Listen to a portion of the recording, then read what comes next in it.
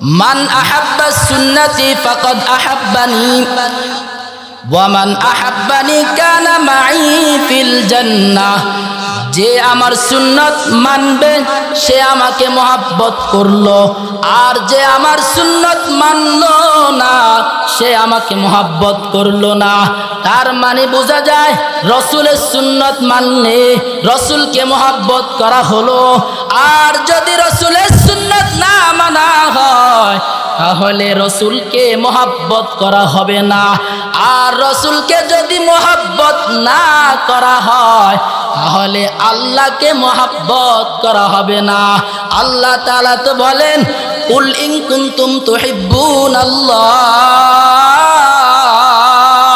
হে নবী আপনি বলে দেন আমাকে মহব্বত করার আগে আপনাকে মহব্বত করার জন্য, তাহলে যদি আল্লাহকে পাইতে হয় আগে কাকে মহব্বত করতে হবে? রসুলকে মহব্বত করতে হবে, রসুলের আনুগত্য করতে হবে।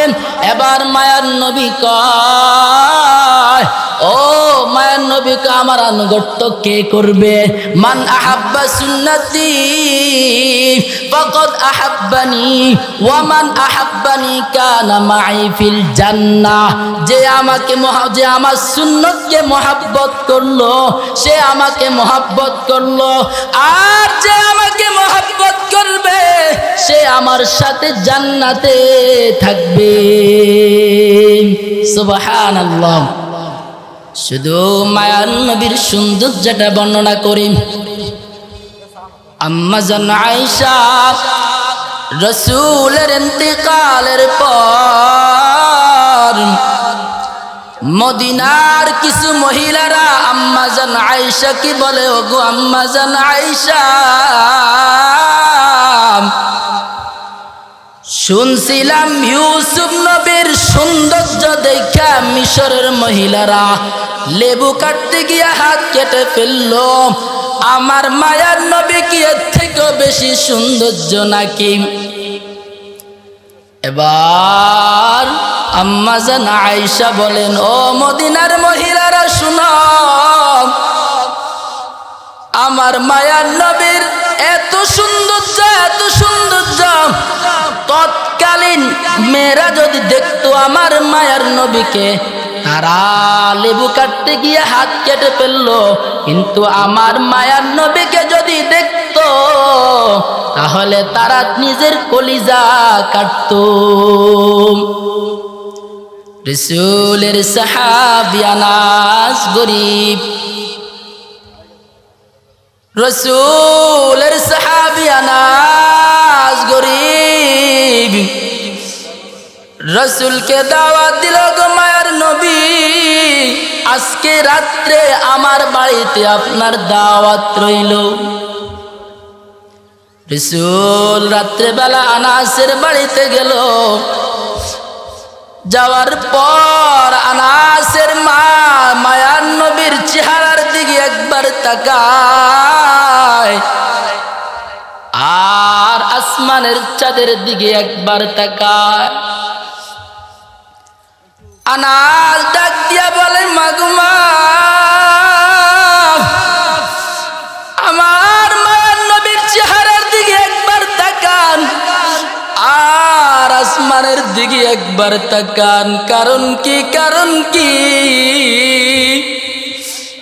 এবার আনাসের মা ডাক দিয়া বলে, আনাস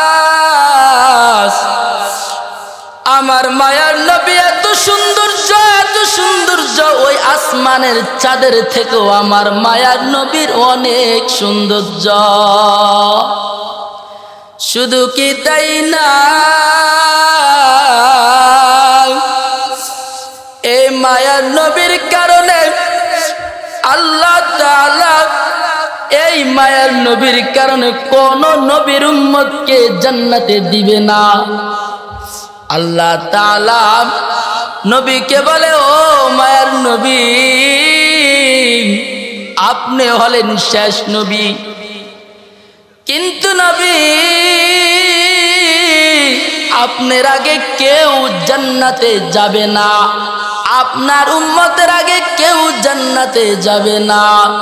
নবী মেরাজের রাত্রে আসমানে গেলেন। আসমানে যাওয়ার পর আল্লাহ তাআলা জিবরাইল আমিনের মাধ্যমে জান্নাত জাহান্নাম দেখায় দিলেন। হঠাৎ করে জান্নাতের ভিতরে একটা পায়ের আওয়াজ শোনা যায়, একটা পায়ের আওয়াজ শোনা যায়। এবার নবী জিব্রাইলকে বললেন, ও জিব্রাইল, আল্লাহ না বলছে আমার আগে কেউ জান্নাতে যাবে না, আমার উম্মতের আগে কেউ জান্নাতে যাবে না। এবার আল্লাহ ডাক দিয়া বলো, মায়ার নবী,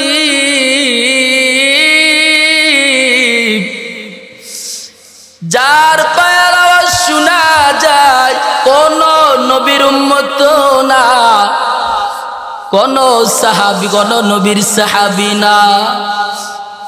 ও মায়ার নবী, কোন ফেরেশতাও না, কোন নবীও না।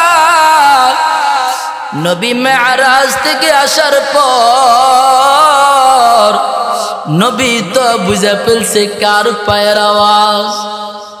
নবী মেরাজ থেকে আসার পর নবীর সামনে অনেক সাহাবী উপস্থিত। নবী বলে, আইনা বেলাল,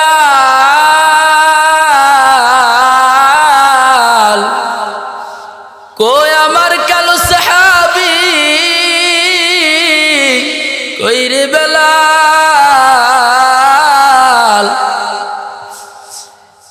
তোর ছিল না বংশের পরিচয়, উমাইয়ার গোলাম ছিলি রে বেলাল, তুই হাঁটস দুনিয়ায়, তোর পায়ের আওয়াজ জান্নাতে শোনা যায়, কারণ কি, কারণ কি? এবার বেলাল ডাক দিয়া বলো, মায়ার নবী, আমার একটা ছোট্ট আমল আছে। ওই কি আমল? কয় আমি তাহিয়াতুল ওযুর 2 রাকাত নামাজ সব সময় পড়ি। মায়ার নবী বলেন, আমার কোন নবী কোন উম্মত যদি দৈনিক আমলটা করে, যে আমলটা দৈনিক করে ওই আমলের সবচেয়ে বেশি দাম হবে।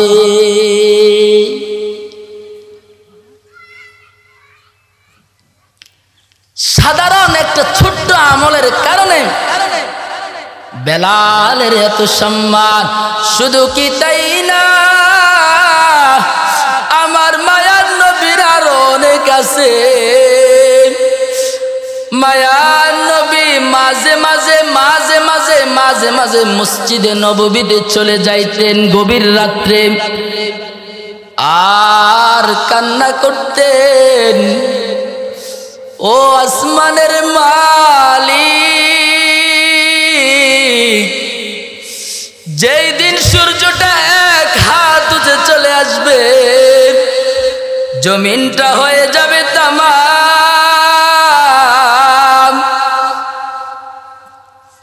কেউ কারো পরিচয় দিবে না। ওয়া উম্মিহি ওয়া আবি ওয়া সাহিবাতিহি ওয়া বানি, মায়ের সন্তানের পরিচয় দিবে না, সন্তান মায়ের পরিচয় দিবে না। ও আল্লাহ, ওই কঠিন মুসিবতে আমি যেন আমার বিবি খাদিজাকে না বলি। আম্মা জান আয়েশা মায়ার নবীকে বলেন, ও মায়ার নবী, খাদিজা তো অনেক আগে ইন্তিকাল করেছেন, আপনি কি এখনো খাদিজাকে বলেন নাই? আপনি কি আমাদেরকে পায়া খুশি না গো নবী? আপনি কি এখনো খাদিজার কথা আপনার মনে আছে? আপনি এখনো কেন খাদিজার জন্য কান্না করেন? কারণ কি, কারণ কি? মায়ার নবী বলেন, ওগো আয়েশা, তোমরা হলো আমার সুখের দিনের বিবি, আর খাদিজা আমার এমন দিনের বিবি জানো না। আমি মা হারাম, বাবা হারাম, চাচা হারাম, কেউ আমাকে আশ্রয় দেয় না। ওই কঠিন মুসিবতে খাদিজা আমারে আশ্রয় দেয়, আর খাদিজার সকল সম্পদ দ্বীনের জন্য কুরবানি করে দেয়। খাদিজা আমার সুখের দিনের বিবি নয়। খাদিজা ইন্তেকালের আগে মায়ার নবীর বলেন, ও মায়ার নবী, কিছুদিন পরে আমার ইন্তেকাল হয়ে যাবে গো নবী, আপনার কাছে আমার একটা চাওয়া আছে গো নবী। মায়ার নবী বলেন, এমন কোন চাওয়া বলো? আমার ইন্তেকালের পর আপনি আমাকে গোসল দিবেন। আমার যে সাদা কাপড়টা গো নবী, দুনিয়ার কোনো কাপড় না, আপনি যেই জুব্বাটা সবচেয়ে বেশি মোহাব্বত করেন গো নবী, ওই জুব্বাটা হবে আমার সাদা কাপড়। ও নবী, কবরে আপনি নামবেন, তারপরে নবী গো আমার দাফন কাফন হয়ে যাবে, কবর দেওয়া শেষ হয়ে যাবে গো নবী। সকল সাহাবী যার যার মতো বাড়িতে চলে যাবেন। ও নবী, আপনি যাবেন না। মায়ার নবী বলে, কেন কেন, কারণ কি? কয়, ও নবী আপনি যাবেন না, আমার কবরে আমার যেই তিনটা সওয়াল জবাব করবে, ওই তিনটা সওয়াল জবাবের উত্তর দিয়া নবী আপনি যাবেন। কিছুদিন পরে খাদিজার ইন্তেকাল হয়ে গেল। ইন্তেকালের পর নবী খাদিজার ওয়াদাগুলো পূরণ করতেছে। জানাজার নামাজ নবী পড়াইলেন। এরপরে নবী নিজে কবরে নামলেন। নবী নিজেই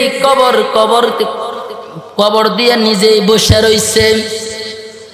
সকল সাহাবী যার যার মতো বাড়িতে চলে যাচ্ছেন। মায়া নবী যাচ্ছে না, কবরের পাশে বসা বসা কান্না করতেছে। কিছুজন সাহাবী যায় বলে, ও মায়ার নবী চলেন আপনার বাসায় চলে যায়। কিন্তু নবী বলে, তোমরা যাও যাও, আমি যাব না। তৎক্ষণাৎ আমার আল্লাহ তাআলা জিবরাইল আমিনের মাধ্যমে খবর পাঠাইলেন, ও জিবরাইল, আমার মায়ার নবীকে যায় জানিয়ে দাও, আমার মায়ার নবী বসে থাকতে হবে না। খাদিজার যেই তিনটা সওয়াল জবাব করব, ওই তিনটা সওয়াল জবাবের উত্তর আমি আল্লাহ নিজেই দিয়ে দিছি। খাদিজার এত সম্মান কেন? খাদিজা রাসূলের আদর্শ মানছে না মানে নাই? খাদিজা রাসূলের আদর্শ মানছে। এ বিদায় খাদিজার সম্মান আমার আল্লাহ কত উপরে উঠাই দিছে। ও পর্দার আম্মা জান, ভালো করে শুনো। তুমি যদি খাদিজার আদর্শটা মানো, তুমি যদি আমার মায়ের নবীর আদর্শ মানো, তাহলে তুমি খাদিজার মতো এত সম্মান পাইবা। আমার মায়ের নবীর আদর্শ 10 জন সাহাবী মানছে না মানে নাই? আমার মায়ের নবীর আদর্শ মানার কারণে জান্নাতের টিকিট দুনিয়ায় পায়া গেছে। সুবহানাল্লাহ। নবীর আদর্শ মানতে হবে না? হবে না, নবীর আদেশ মানতে হবে। আর যদি নবীকে মহব্বত করা যায়, নবীর আদর্শ মানা যায়, তাহলে ওই শুরুতে বললাম কুল ইন কুনতুম তুহিব্বুনাল্লাহ, যদি আমার মায়ার নবীকে, যদি আমার আল্লাহকে পাইতে চাও, আগে আমার মায়ার নবীর সুন্নত অনুসরণ করো। আল্লাহ তাআলা তো বলছে, হে নবী আপনি বলে দেন কুল ইন কুনতুম তুহিব্বুনাল্লাহ,